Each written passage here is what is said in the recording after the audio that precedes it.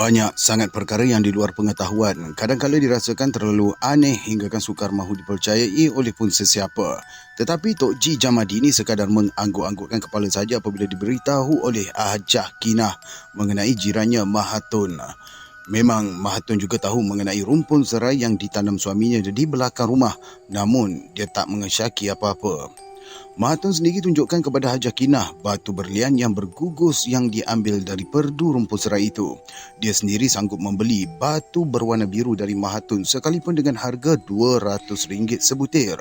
Mak Sunoh benarkan saja isterinya untuk jualkan batu-batu berkenaan setelah ayah mertuanya Imam Barkat tidak menghalang apa-apa. Tatkala Hajah Kinah tunjukkan cincinnya, batu biru diikat emas Amerika itu kepada Tok Ji Jamadi, orang tua tersebut membelek-beleknya. Hajah Kinah mengakui yang batu berkenaan dibeli daripada Mahatun setelah dia berkenan sangat mahu memilikinya. Apalah salahnya kalau dia membeli sebutir batu RM200 semata-mata dijadikan sebagai penghias cincin. Tidak terlintas pun di hatinya mahu dijadikan sebagai batu hikmat. Sekalipun Mahatun beritahu yang batu berkilauan itu ditemui di perdu rumpun serai suaminya. Batu berkenaan berangkai-rangkai seperti buah anggur yang segugus dengan bermacam-macam warna. Mak Sunoh juga letakkan dalam beg yang dibungkus dengan kapas disebabkan batu-batu tersebut hanya sebesar butir pasir sahaja. Setelah berbulan-bulan disimpan, barulah batu-batu berkenaan membesar laksana telur yang dieram. Setelah membesar hingga sebesar ibu jari tangan, batu-batu tersebut tidak akan membesar lagi dan ketika inilah Mahatun akan jualkan kepada sesiapa sahaja yang ingin memilikinya. Hajah Kinah membeli batu tersebut sekadar berkenan untuk dijadikan sebagai batu cincin. Kilauannya tetap memancar sama dengan batu berlian yang dibeli di kedai emas. Sebab itu Hajah Kinah sanggup membelinya sampai RM200 harga sebutir. Tatkala ditunjukkan pada Haji Musir, suaminya mendengus kerana tak percaya yang perdu rumpun serai boleh mengeluarkan batu yang berwarna-warni. Dan disebabkan Haji Musir tak percaya, dia sendiri bawa ke kedai emas diikat dengan emas untuk dijadikan cincin. Setelah disarung ke jari pun, suaminya tak berminat mahu membelek-belek. Tatkala Hajah Kinah menghulurkan cincin tersebut kepada Tok Ji Jamadi, memang Haji Musir sekadar mengerling sahaja. "Cincin ni batu apa?" Tok Ji Jamadi membelek-belek batu cincin berwarna biru itu. "Batu yang keluar daripada rumpun serai Mak Sunoh," beritahu Hajah Kinah berterus terang. "Ada hikmat kot batu tu agaknya," segera Haji Musir mencelah dalam nada yang menyindir isterinya kerana bersungguh-sungguh sangat mahu membeli batu berkenaan. "Manalah ada hikmatnya, saya beli pun nak buat batu cincin," jelas Hajah Kinah, tersinggung juga dengan sikap suaminya yang mengungkit fasal dia membeli batu susuk tersebut. "Batu ni pun makhluk Allah juga," ujar Tok Ji Jamadi lantas meletakkan batu cincin berkenaan di tepi tingkap yang hingga disilau cahaya matahari yang menerjah ke situ. Tatkala batu berkenaan disilau cahaya matahari, Haji Musir melihat di atas batu berkenaan jalur putih macam bintang pecah 6. Dan ketika ini Hajah Kinah juga terkebil-kebil mata kerana baru menyedari yang batu cincin tersebut berjalur putih macam bintang pecah 6 tatkala terkena silau cahaya matahari. Untuk makluman, cerita Tok Wang ni dia punya dialog, dia punya kisah dia ni banyak cakap benda yang berulang-ulang tau. Jadi tuan-tuan, perempuan dan saya kena bersabarlah untuk follow kisah ni. Berulang-ulang dia bercakap ni. Manalah dia tahu mahu membelek-belek demikian. Sebaik sahaja dibeli daripada Mahatun, dia sekadar jadikan batu cincin sahaja. Tidak pernah pun Hajah Kinah suarkan kepada silau cahaya matahari. Sebab itu dia tidak tahu menahu mengenai jalur putih di atas batu tersebut. Kemudian Tok Ji Jamadi meminta dia mengambil air segelas. Setelah diulurkan oleh isteri Tok Ji Jamadi air berkenaan, lantas Tok Ji Jamadi menyuruh Hajah Kinah masukkan batu cincin berkenaan ke dalam gelas. Sebaik sahaja batu cincin cecah ke dasar gelas. Bertambah hairan Hajah Kinah apabila melihat air di dalam gelas bertukar menjadi biru seolah-olah dibancuh dengan nila. Maka cepat-cepatlah dia menyelup batu cincin tersebut mahu memastikan sama ada air di dalam gelas sudah bertukar menjadi biru. Apabila dia mengangkat batu berkenaan, air tersebut kembali warnanya seperti sedia kala. Hanya disebabkan batu cincin itu sahaja, warna air berkenaan biru laksana dibancuh dengan nila. "Batu delima biru agaknya tu," tutur Haji Musir setelah melihat sendiri keanehan batu cincin isterinya. Tok Ji Jamadi tak menjelaskan apa-apa. Setelah cincin tersebut disarung semula ke jari Haji Akinah, dia sekadar berbisik menyuruh Haji Musir untuk menemui saya. Tatkala Haji Musir datang jejakkan kaki ke rumah saya, dia tak mengajak pun isterinya tu. Disebabkan dia datang bersama dengan isteri keduanya iaitu Haja Natisah, memang dia tak tunjukkan mengenai batu cincin tersebut kepada saya. Dia sekadar beritahu mengenai cincin Haji Akinah yang diikat dengan batu biru ditemui di Perdu Rumpun Serai. Sebab itu Haja Natisah ni syak yang batu berkenaan yang menjadi punca barang-barang kemasnya hilang dalam persimpanan. Tentu batu yang menjelma dari susuk berlian di Perdu Serai akan memusnahkan segala barang-barang kemas milik Haji Musir. Tetapi Haji Musir ni tak percaya yang batu biru isterinya itu menjadi punca. Kalau batu berkenaan mahu musnahkan barang-barang kemas, kenapa semua barang kemas kepunyaan Haji Akinah tidak diusik langsung? Masakan pula batu berkenaan sekadar musnahkan barang-barang kemas milik Haja Natisah, biar dua orang wanita itu saling tuduh-menuduh. Kalau susuk berlian tu tak bagi manfaat, buat apa yang dipakai? Sengaja saya mengingatkan Haji Musir demikian. Susuk berlian tu milik Mak Suno, beritahu Haji Musir tersenyum apabila dituduh demikian. Haji Akinah hanya beli batu jelmaan susuk berlian tu aja, ujarnya serba salah juga dengan gangguan yang berterusan menimpa rumah tangganya bersama dengan Hajah Natisah. Manalah tahu Hajah Natisah percaya sangat yang batu susuk yang dipakai oleh Haji Akinah itu akan musnahkan semua barang-barang kemasnya. Tentu mereka berdua ni akan bermasa muka sekiranya terserempak di mana-mana. Semenjak beberapa tahun mereka bermadu, tak pernah pun bermasa muka apabila bertemu muka. Sebab itu bimbang benar Haji Musir kalau kedua-dua isterinya bermasa muka sampai bercakap tidak segan silu apa-apa. Perkara hati Teguris bukan mudah mahu ditenangkan selagi masing-masing tidak berpuas hati. Haja Natisah ni sudah mula mengesyaki batu cincin Haji Akinah yang dibeli oleh Mahatun itu yang menjadi punca. Tentu Haji Akinah tersinggung sekiranya diungkit di hadapan dia. Sebaik-baiknya awak tu yang berubat, Haji Musir. Tutur saya mencebik bibir lantas menatap muka Haji Musir. Saya ni tak sakit apa-apa lah Ustaz. Jelas Haji Musir tersengih-sengih kerana hairan apabila dituduh dia berhadapan dengan masalah sakit. Sakit apa pula Abang Haji ni Ustaz? Lantas Haja Natisah mendesak setelah diberitahu mengenai suaminya yang tengah sakit. Masakan Haji Musir sakit disebabkan suaminya masih lagi gagah terconggok. Tak pernah pula Haji Musir ni mengerang-gerang hingga diusung masuk ke wad hospital. Sekiranya Haji Musir mengidap sakit kepala, dia sekadar meminta rawatan di klinik sahaja. Setelah diberi ubat darah tinggi, nescaya Haji Musir ni akan pulih serta-merta. Lagipun tak ada kena-mengena pun mengenai sakit darah tinggi Haji Musir dengan barang-barang kemasnya yang hilang. Sebab itu Haja Natisah macam tak percaya apabila suaminya mahu diubati. Tatkala mereka berdua beritahu mengenai gangguan barang kemasnya yang hilang itu. Kalau tidak pencuri yang membolos masuk, sudah tentulah toyol yang menceroboh.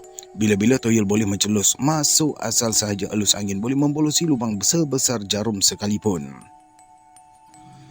Satu-satunya yang boleh larikan barang-barang kemas dalam persimpanan memang toyol yang diperintahkan oleh tuannya.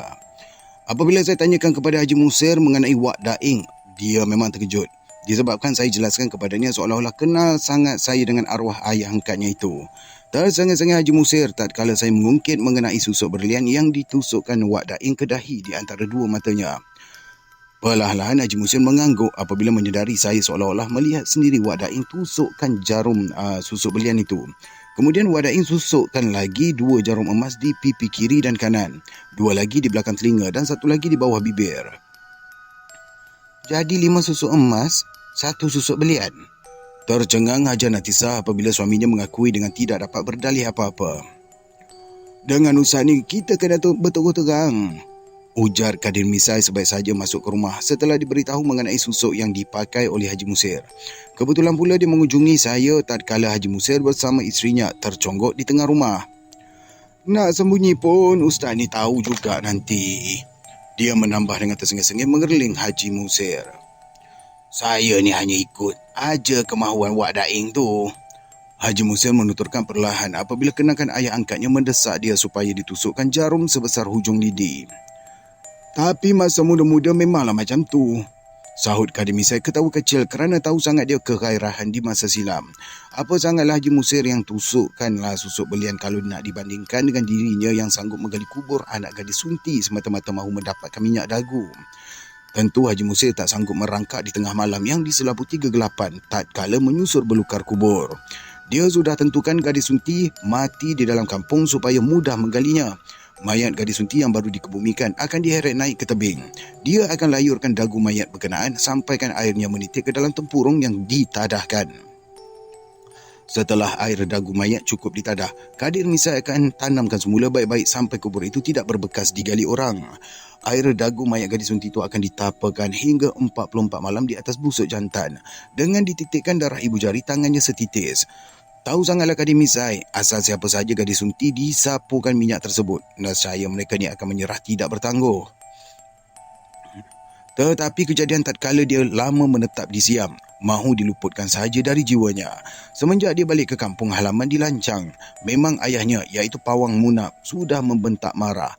Dia tak dapat nak berbohong daripada ayahnya pasal minyak dagu anak gadis sunti yang digunakannya itu. Marah sangatlah Pawang Munap ni dengan sikap anaknya si Kadir Misai ni yang lama merantau. Tetapi bila balik kampung ke halaman, sekadar membawa air dagu mayat gadis sunti. Jangan cuba anaknya Kadir Misai berdalih kerana Pawang Munap ni tahu setiap malam bulan mengambang penuh, bulan yang mengambang penuh. Nescaya tangisan halus akan kedengaran mendayu-dayu dari botol berkenaan. Selagi Kadir Misai tidak titikkan setitis darah ibu jari tangannya, tentulah tangisan itu akan berterusan berturut-turut malam. Kemana Kadir Misai mahu sembunyikan botol minyak dagu berkenaan sekiranya berturut-turut malam merintih mendayu-dayu. Aku cekik leher kamu, Kadir, kalau kamu tak buangkan. Bentak Pawang Munap marah sangat dengan sikap anaknya yang mengamalkan amalan demikian. Serba salah jugalah Kadir Misai ni nak bertahan apabila ayahnya berkeras mendesak untuk buangkan saja minyak dagu berkenaan. Perkara nak buangkan minyak dagu ni tak sama dengan menguis sampah di tepi longkang. Bila-bila saja sampah ni boleh dikuis tidak bertangguh, tetapi minyak dagu berkenaan mesti pulangkan semula ke kubur gadis sunti berkenaan. Dia terpaksa menggali kubur tatkala malam diselaputi kegelapan yang mengheret semula mayat itu naik ke tebing. Tentu mayat berkenaan sudah pereput menjadi rangka tulang belulang. Sama ada tulang rangka ataupun tengkorak saja yang tinggal, Kadir Misai terpaksa pulang juga biar semangat yang sudah meresap dalam botol minyak dagu itu akan balik semula ke kubur berkenaan. Pawang Munap tak peduli apa-apa. Kalau Kadir Misai menggali kubur gadis sunti jauh di Siam, dia mesti hantar juga ke sana. Dia tak mahu anaknya terpengaruh dengan amalan minyak dagu kalau setakat mahu memikat gadis-gadis di kampung. Apa sangat mustahaknya minyak dagu berkenaan kalau nak dibandingkan dengan gadis-gadis yang hendak dipikat sekadar anak pingitan. Dalam keadaan berat sangat hatinya, terpaksa juga Kadir Misai ini mematuhi perintah ayahnya. Biarlah dia meranduk kegelapan malam di tengah kampung jauh terpencil di pedalaman Siam, semata-mata menggali semula kubur gadis sunti yang lama ditinggalkannya itu. Dia akan cekak tengkorak gadis itu untuk memulangkan semula semangat yang sudah meresap dalam minyak dagu tersebut. Sebab itu dia tak heran sangat dengan susuk belian yang ditusukkan ke tubuh Haji Musir. Tentu Haji Musir ni tidak mengalami apa-apa ujian selain daripada dipantangkan memakan barang yang bercucuk, sama ada sate, cucur pisang ataupun buah jambu yang dicucuk lidi apabila dijual di gerai-gerai. Asal sahaja melanggar pantang, tentu kulit Haji Musir akan bertompok-tompok hitam laksana tai lalat yang melekap di merata kulit. Susuk berkenaan sekadar Susuk berkenaan sekadar barapkan wajah sentiasa berseri-seri. Sekadar barapkan. Apa ni?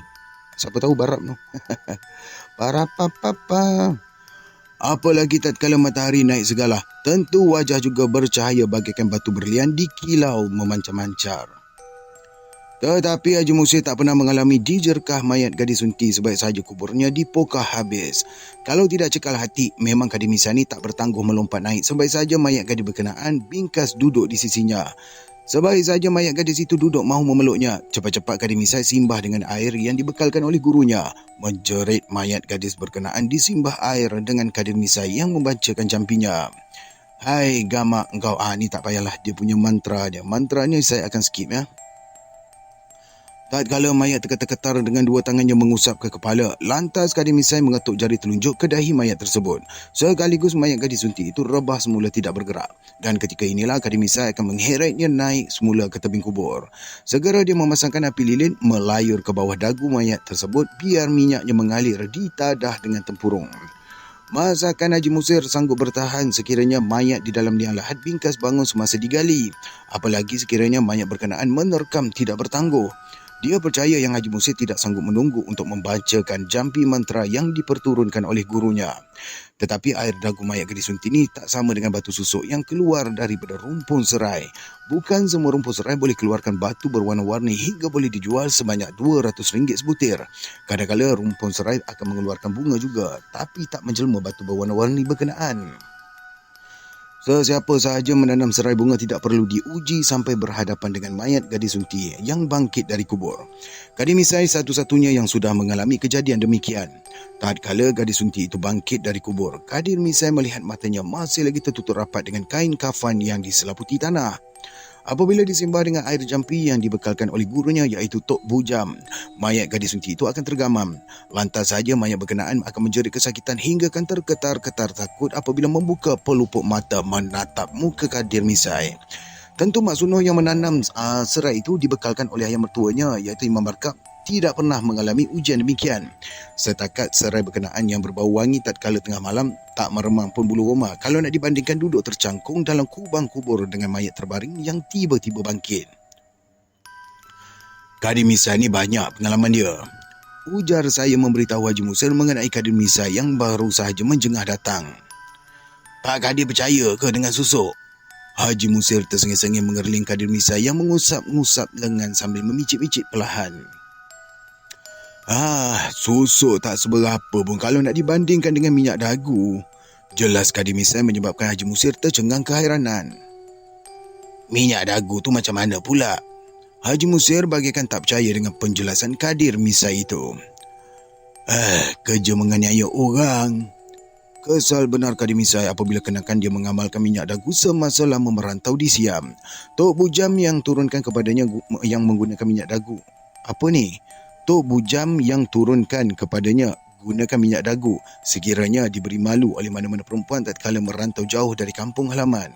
Okey, faham. Tok Bujam ni turunkan benda ni pada dia andainya dia diberi malu oleh mana-mana perempuan. Kan simple. Memang Tok Bujam mudah tersinggung kalau gadis yang ditegur mudah saja berpaling muka mendengus benci. Tentu gadis berkenaan menghinanya disebabkan kulitnya yang hitam sawo matang. Marah benar dia sekiranya gadis-gadis sengaja memilih lelaki tampan apabila menentukan pasangan. Sebab itulah dia akan mengasapkan kemenyan botol berisi minyak dagu sampaikan bayangan gadis menjelma di hadapannya. Sebaik sahaja mula botol dibuka hingga tercium bau minyak di dalamnya. Nescaya gadis yang sombong laku di hadapannya itu akan menyerbu datang ke rumah. Gadis berkenaan akan melutut di hadapannya, tidak mahu berenggang walaupun sejenak. Selagi Tok Bujam tidak memberi pengakuan mahu berkahwin, sampai bila-bila pun gadis tersebut tidak akan balik ke rumah.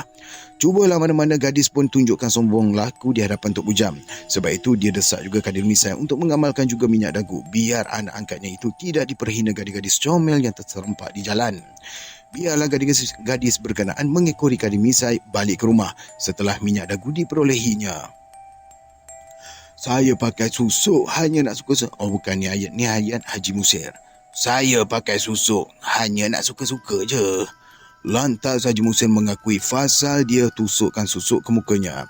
Sewaktu usia muda, manalah dia mahu berfikir panjang apabila ayah angkatnya iaitu Wak Daing desak untuk tusukkan susuk. Ramai gadis-gadis muda yang berkunjung ke rumah Wak Daing semata-mata mengharapkan ditusuk susuk emas ke mukanya. Jadi apalah salahnya dia yang menumpang di rumah Wak Daing ditusukkan sama. Baiklah, sekiranya anda telah sampai ke minit ini, jangan lupa untuk tekan butang like, subscribe dan share kisah-kisah legend ini kepada kawan-kawan yang lain. Apapun, jom kita selawat. Allahumma salli ala Muhammad wa ala ali Muhammad. Mantap, jom kita teruskan. Lagipun semasa merantau jauh dari kampung halaman ke Singapura, cuma Wak Daing satu-satunya tempat dia mengadu apa-apa masalah. Sebab itu Haji Musir tidak membantah apa-apa. Memang dia di rumah Wak Daing menjadi tumpuan sekiranya mereka mengharapkan ditusuk susuk emas.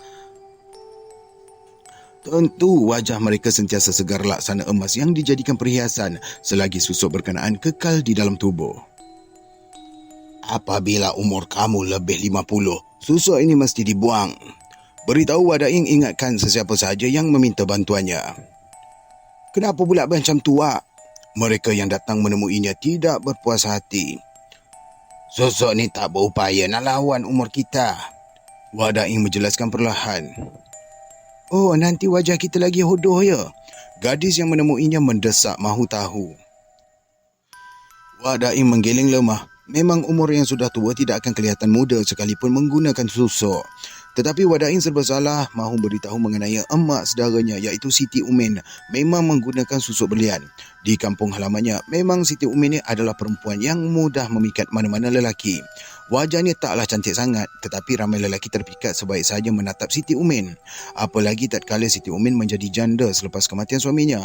Beberapa orang masuk melamar sebelum cukup 100 hari suaminya meninggal dunia. Terpaksa pula lah Datuk Wadaing ini memberikan pelbagai helah biar lelaki-lelaki berkenaan tidak tersinggung hati. Ayah Wadaing sendiri bersalah disebabkan kakaknya menjadi rebutan ramai lelaki sebaik sahaja menjadi janda. Tetapi ayah Wadaing tak dapat sembunyikan kemahiran ayahnya menggunakan susuk emas hingga menyebabkan Siti Umin menjadi rebutan ramai lelaki sebaik sahaja menjadi janda. Tetapi ayah Wadaing ni tidak dapat sembunyikan kemahirannya. Kena tengok, saya dah cakap dia akan mengulang tau. Lama lah, rasa dalam seminggu, 2 minggu tak baca kisah Tok Awangah ni. Jadi saya terlupa dia punya typo, dia padu lah. Typo padu, dia lepas tu ayat dia berulang-ulang, kadang-kadang terlepas pandang, saya minta maaf. Baik, kita teruskan. Dalam masa Siti Umin terus dilamar berulang kali oleh mereka yang kecewa menjadikan dia isteri, Wadaing hanya menyedari tidak lama selepas itu emak saudaranya terkejang menderita batuk darah. Datuknya tahu mengenai emak saudaranya termakan santau disebabkan mereka yang kecewa ditolak pinangannya. Lama jugalah Siti Umin mengalami kesakitan terkena santau. Akhirnya, dia menutup mata rapat-rapat. Memang Wadaing sendiri melihat yang emak saudaranya meninggal dunia hingga menyebabkan ayahnya merajuk lantas meninggalkan kampung halaman. Mereka sekeluarga berpindah ke Singapura setelah ayah Wadaing mahu melupakan sahaja amalan susuk yang menimbulkan kesengsaraan kepada kakaknya iaitu Siti Umin. Tetapi Datuk Wadaing tidak salahkan amalan susuk itu yang menyebabkan dia kehilangan anak. Manusia yang sengaja mengikutkan perasaan menyebabkan semua orang menanggung padah. Tidak sempat datuknya membuangkan susuk yang sudah meresap dalam tubuh emak saudaranya semasa Siti Umin meninggal dunia. Datuknya sekadar membacakan jampi mantra biar susuk di dalam tubuh mayat itu luruh dengan sendiri. Memang datuknya sendiri yang jiruskan air semasa mayat itu dimandikan. Tatkala mayat diusung ke kubur, beberapa kali mereka yang mengusung nampak kilauan memancar dari bawah usungan bagaikan kilat yang menyambar. Tetapi mereka ni serba salah mahu memberitahu sesiapa pun mengenai kilauan cahaya yang memancar itu. Setelah mayat Siti Umin dimasukkan ke liang lahat juga mereka ternampak kilauan cahaya memancar tidak tahu dari mana arahnya. Sebaik saja disuruh timbus, sekaligus mayat berkenaan bingkas bangun. Tidak bertangguh, mereka yang menunggu di dalam kubur berhamburan melompat keluar. Masing-masing terkejut apabila mayat Siti Umin ini bingkas duduk lantas melingas ke kiri dan ke kanan. Kalau tidak disebabkan Kiai Sobani masih lagi tercegat di tepi lubang kubur, memang mereka yang menghantar mayat habis bercempera lari. Wadaing masih lagi kanak-kanak ketika itu, sudah pun meranduk belukar, sekalipun dia tidak tahu kenapa mereka yang menghantar mayat ke kubur itu bertempiaran lari. Wadaing sekadar diberitahu mengenai mayat Siti Umin ini bingkas bangun di tengah liang lahat. Masakan dia berani menjengah ke dalam kubur setelah orang-orang kampung bercempera lari tidak ketahuan. Apalagi kanak-kanak sepertinya yang tak berfikir panjang sebaik saja orang lain merempuh ke mana-mana. Tetapi Kiai Sobani ini tetap bertahan di situ. Dia tak bergerak seolah-olah menunggu mayat yang bingkas bangun naik ke tebing. Mereka yang bercempera lari segera berpatah balik apabila melihat Kiai Sobani tercegat di tebing lubang kubur itu. Siti Umin bangun dalam kuburnya tu. Masing-masing tersipu malu apabila berpatah balik mendapatkan Kiai Sobani. Jadi kamu semua takut? Lantas saja Kiai Sobani mengejek mereka yang termengah-mengah tidak menentu. Masakan Siti Umin ni hidup semula, mahu mendekati dia. Bukan semula, semua. Masa Siti Umin hidup, semua orang mahu mendekati dia. Tetapi kenapa sekarang lari? Ujarnya tidak berkedip mata memerhatikan mayat Siti Umin yang masih lagi duduk di liang lahat. Orang hidup tak sama dengan orang mati lah Pak Kiai, sahut lelaki yang pernah meminang Siti Umin. Lebih baik orang mati daripada orang tak berhati perut. Gerutu Kiai Sobani kecewa disebabkan orang-orang kampung melarikan diri semasa mayat berkenaan bangkit tidak semena-mena. Masing-masing terdiam apabila Kiai Sobani menyindir mereka. Memang mereka sama dengan sesiapa sahaja yang tak berhati perut apabila lari ketakutan. Dan sepatutnya mayat Siti Umin ini mesti disempurnakan sebaik-baiknya sekalipun bangkit laksana bernyawa. Setelah mereka semua dapat ditenteramkan, lantas Kiai Sobani menyuruh sama-sama membacakan Al-Fatihah. Kemudian dia menggenggam tanah di ramah-ramah sebelum dilemparkan ke arah mayat Siti Umin. Tatkala tanah bertaburan ke kepalanya, mayat tersebut pun mendongak ke atas sekalipun kain kafannya masih lagi tidak terbuka. Apabila Kia Sobani menuding jarinya, perlahan-lahan mayat Siti Umin menunduk semula. Dan ketika ini, Kia Sobani menyuruh seorang muridnya itu turun ke liang kubur untuk merebahkan semula mayat Siti Umin dengan duduk di tengah liang lahat. Sewaktu muridnya melompat turun ke dalam kubur, segera Kia Sobani membacakan. Di sini ada doanya tetapi saya akan skip ya. Tatkala muridnya hembuskan ubun-ubun mayat dengan membacakan Fatihah 3 kali, perlahan-lahan mayat Siti Umin dapat direbahkan semula. Kemudian Kia Sobani menyuruh muridnya itu membacakan istighfar 100 kali dan diusap dari kepala hingga ke hujung kaki. Terkejut benar muridnya apabila ditunjukkan pada tapak tangannya melekat 3 batang jarum emas halus laksana rambut. Segera dihulurkan jarum emas berkenaan kepada Kia Sobani sebaik saja dia melompat naik ke tebing kubur. Sekarang ni kebumikan sahaja mayat Siti Umin. Perintah Kia Sobani memberi jaminan kejadian mayat bingkas bangun itu tidak akan berulang lagi. 3 batang jarum halus sebesar rambut itu diserahkan oleh Kia Sobani kepada Datuk Wak Daeng. Kemudian Kia Sobani menepuk-nepuk baju datuknya dengan melirik senyuman. Sewaktu balik meninggalkan kubur, memang tak segan-segan, datuknya mengakui telah tusukkan susuk emas ke muka arwah emak saudaranya Siti Umin. Sebab itu Kia Sobani mengingatkan datuknya mengenai mayat Siti Umin seolah-olah tidak mahu diterima oleh bumi apabila bingkas bangun tak semena-mena. Selagi susuk tersebut tidak dikeluarkan dari tubuhnya, Siti Umin ini tak akan rebah semula supaya mudah dikambus kuburnya. Malu juga datuknya dengan kejadian yang menimpa Siti Umin. Tidak lama selepas itu, ayah Wak Daeng meninggalkan kampung halamannya jauh di kepulauan, terus menetap di Pontian. Kemahiran menggunakan susuk yang diwarisi dari ayahnya di kepulauan tidak disisihkan. Dia tetap mengamalkan juga, sekalipun jauh di lipatan hatinya masih tidak dapat menjelma kejadian yang menimpa kakaknya arwah Siti Umin. Bukan tidak dapat menjelma ni, typo lagi. Tidak dapat menerima ni. Memang Wak Daeng juga amalkan susuk yang diwariskan sejak arwah datuknya itu. Lama juga dia menetap di Pontian. Barulah Wak Daeng berhijrah ke Singapura. Dia tidak mengelak sekiranya wanita-wanita yang mahu gunakan susuk meminta dia ditusukkan ke muka. Tahu sangat Haji Musir, semenjak dia jadikan Wak Daeng ayah angkatnya, memang ramai orang menemuinya untuk minta tusukkan susuk. Disebabkan Haji Musir sudah mula berniaga, lantas saja Wak Daeng nasihatkan dia supaya menggunakan susuk juga. Wak Daeng sendiri tusukkan susuk belian pada dahinya biar perniagaannya mencapai kejayaan. Sebab itu Haji Musir bersetuju ayah angkatnya tusukkan susuk belian kalau boleh membantu perniagaannya. Dia tidak akan gunakan susuk sekiranya mahu memikat perempuan hingga ramai sekeliling pinggang.